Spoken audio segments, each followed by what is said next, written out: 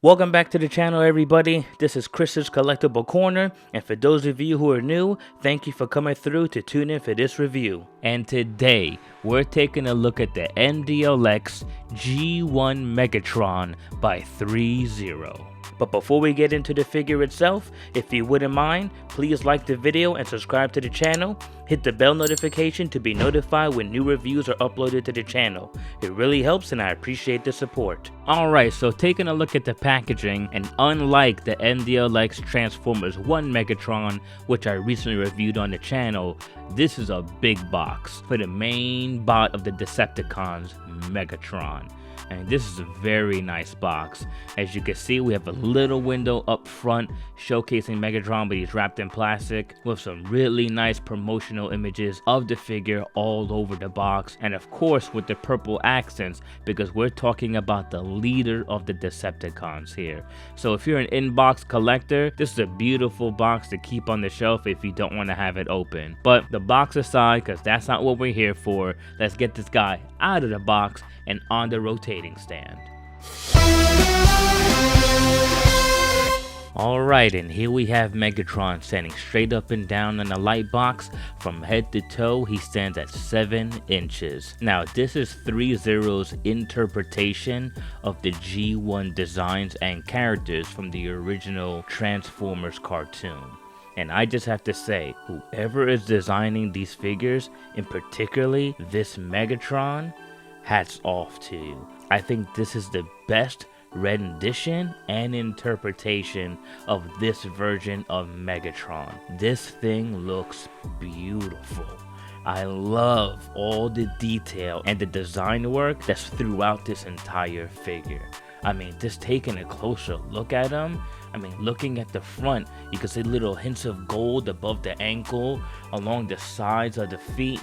It looks like the little piece of the handle from the gun that he transforms into. And then all around the metal, he has a nice shiny silver paint with a little wash in between the crevices to look like oil. And then looking at the back, all the details that are there, this thing is stunning and beautiful to look at. And yet it still has this imposing feel to it that makes sense because this is Megatron. I even love the head sculpt, the way that they did the chest. Everything on here is done so cleanly. Even the red, I love the accents of red in the middle of the elbows, on the sides of the obliques, and in the inner parts of the legs.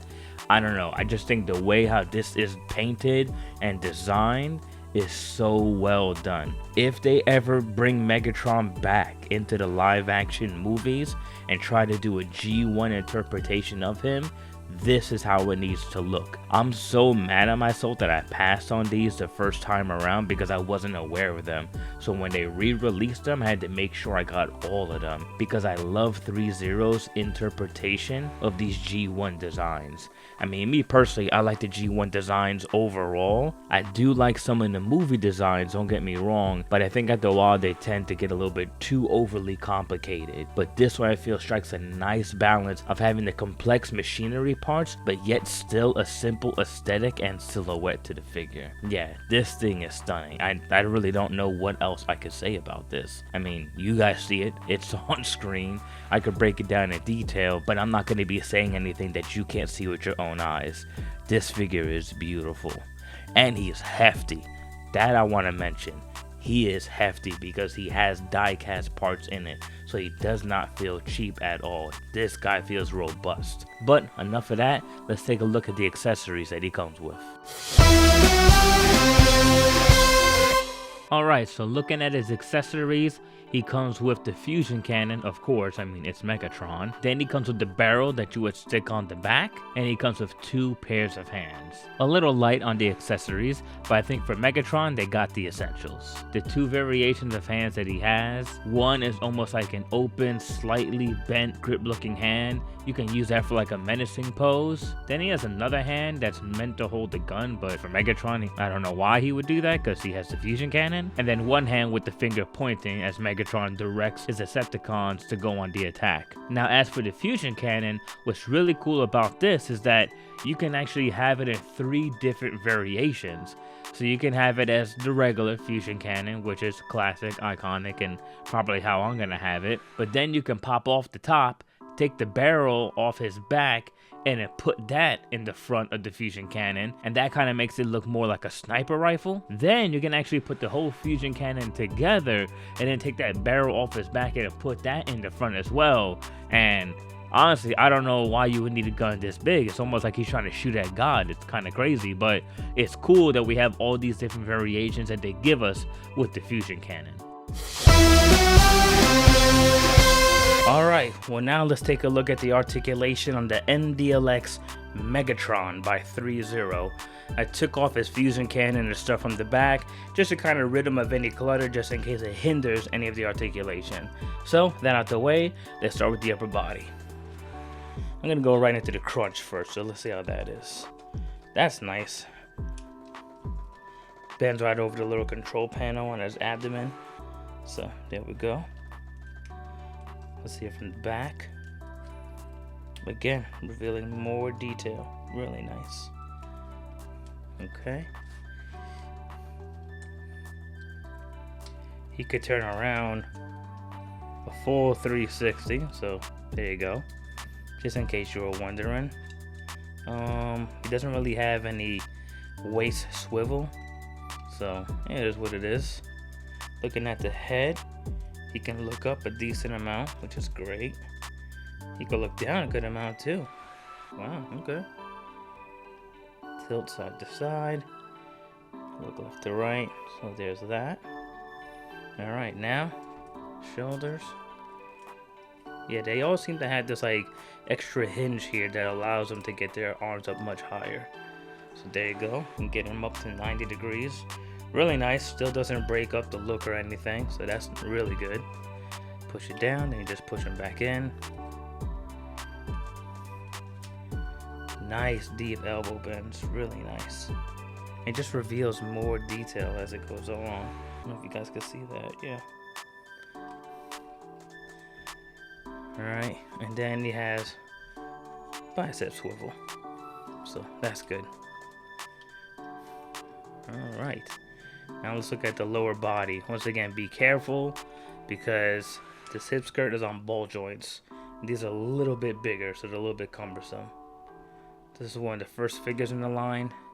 I missed out on these the first time around, so that's why I'm just getting around to reviewing them now. So, alright, hopefully these don't pop off while I'm doing my thing. Alright, so he could kick about 90. And boom, I spoke too soon. Damn, it's just popping off all over the place.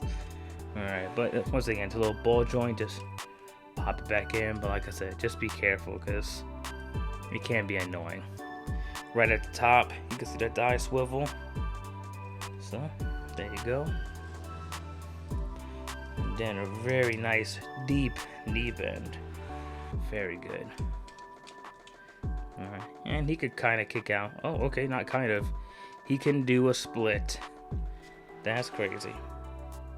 So, yeah, real nice. Alright. I'm just getting him situated. Oh, see what I said? That's why I didn't even bother doing the other leg, because I didn't want to have all these things falling off. Kind of annoying. And then for the feet, you can look down. Go down about that much. A little bit of a toe hinge. And I think if you move him back, you can move his foot up a little bit, but once again, the design really hinders this. But yeah, hopefully that gives you all the information you need to know about this guy's articulation. And now for some size comparisons. Here we have him next to the Beast Deities Super Saiyan 3 Goku with the re-custom Super Saiyan hair. Here we have him next to the MDLX Bumblebee of the same line. Here we have him next to his second in command, Starscream, and these two look really nice next to each other. And of course, you can't have Megatron without Optimus Prime. And again, these two complement each other really nicely. And again, I like that they made Megatron just slightly a little bit taller than Optimus, because that's how he usually is. And then here we have him with the MDLX Transformers 1 Optimus Prime. And like I said on my MDLX Transformers 1 Megatron review, I just wish that they made that Megatron and this Optimus Prime the same height as this Megatron. I just feel like it would have been better, made them a bit more robust, and I don't know, I just don't know why they chose to scale him down a little bit. And then here we have him with his beta form, Megatron from Transformers 1. And like I said, I like both designs, but I don't know, this new one really speaks to me. Personally, I think this is the best G1 Megatron has ever looked. Maybe that's a hot take, but damn, it's a beautiful figure, what can I say? And then here we have Megatron next to Beast Megatron. They're both two different characters, but Beast Megatron took his name from the original Megatron. So he kind of like adopted it, kind of like Megatron got his name from Megatronus Prime. Alright guys, so that was my review of the MDLX G1 Megatron by Threezero. I got mine off a Big Bad Toy Store. He came out to $91 after shipping and taxes. If you're interested in picking this guy up, I'll put a link in the description of this video below. Now, with that said, overall, I think this is an amazing figure, honestly. I think for the price and for what you're getting out of it, the sculpt, the paintwork, yes, he's light on accessories, but this figure is extremely well built. Plus, all the joints are reinforced with die cast. And on top of it, like I said before, I think the design of this version of Megatron is incredible.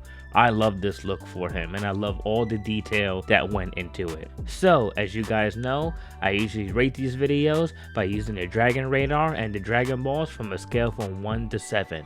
So, using that scaling system, I'm going to give this guy a solid 7. I think you should definitely pick this guy up if you're a Transformers fan, and especially if you're a fan of Megatron. You cannot go wrong. Just like all the things I stated before, all the joints reinforced by die cast, the beautiful sculpt, and the paintwork that you get for this figure, great articulation on top of that, and then all the essential accessories that you would need for a G1 Megatron, all for $90. I really don't think you can go wrong for this. I've seen figures that go for double the price of this thing that are not as good or painted as well at all. So definitely pick them up while you can. I made the mistake and passed on him the first time around, but I'm glad to add him to my collection now. Threezero definitely cooked with this figure. Would have been nice if they added Megatron's Energon sword or the mallet that he has. Sure, but you know what? I'm okay without it personally. But you guys let me know what you think. Are you gonna pick this guy up? Do you already have him? And if you do plan on passing on him, let me know why in the comments below. With that said, I hope you guys found this review informative. Make sure you like the video, subscribe to the channel, and hit that bell notification to be notified when new reviews are uploaded to the channel. Thank you for stopping by my corner of the internet, and I'll catch you guys in the next one. Peace.